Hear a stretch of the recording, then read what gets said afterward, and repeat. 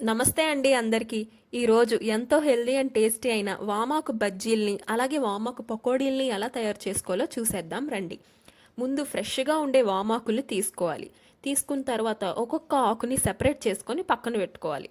ఇప్పుడు పక్కన పెట్టుకున్న ఆకుల్ని మంచిగా వాటర్తో కడిగి పెట్టుకోవాలి. కడిగి పెట్టుకున్న తర్వాత ఇంకొక వేరే బౌల్లో శనగపిండిని తీసుకోవాలి. మనకు తగినంత శనగపిండిని యాడ్ చేసిన తర్వాత అందులోనే కొంచెం బియ్యం పిండిని కూడా యాడ్ చేసుకోవాలి. తర్వాత చిటికెడంత పసుపు, ఇంకా టేస్ట్కి తగ్గ సాల్ట్ కూడా యాడ్ చేసుకోవాలి. తర్వాత కొంచెం కారాన్ని కూడా యాడ్ చేసుకున్న తర్వాత కొంచెం వాముని యాడ్ చేసుకుంటూ మెల్లమెల్లగా పిండి మొత్తాన్ని కలుపుకోవాలి. కలుపుకున్న తర్వాత కొంచెం కొంచెం వాటర్ యాడ్ చేసుకుంటూ పిండి మొత్తాన్ని మెల్లగా కలుపుకుంటూ ఒక బ్యాటర్ లాగా తయారవుతుంది.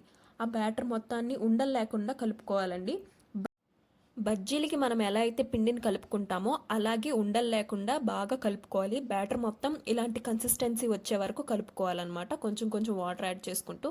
తర్వాత మనం పిండి కలుపుకున్నాక ఇప్పుడు మనం కొంచెం బేకింగ్ సోడానే యాడ్ చేసుకోవాలి. యాడ్ చేసుకొని మళ్ళీ ఒకసారి కలుపుకోవాలి మొత్తాన్ని. ఆ కలుపుకున్న తర్వాత మనం వేలు పెట్టి చూస్తే మనకి పిండి అంతా వేలుకు అంటుకునేలా కనిపించాలన్నమాట. అప్పుడే బజ్జీ పిండి రెడీ అయినట్టు.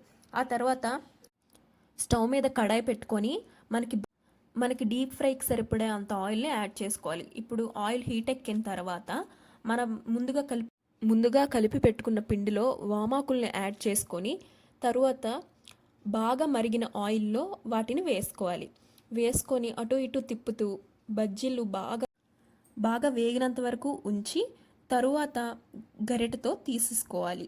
చూసారా, గోల్డెన్ బ్రౌన్ కలర్ వచ్చిన తర్వాత వాటిని పక్కకు తీసి పెట్టుకోవాలి.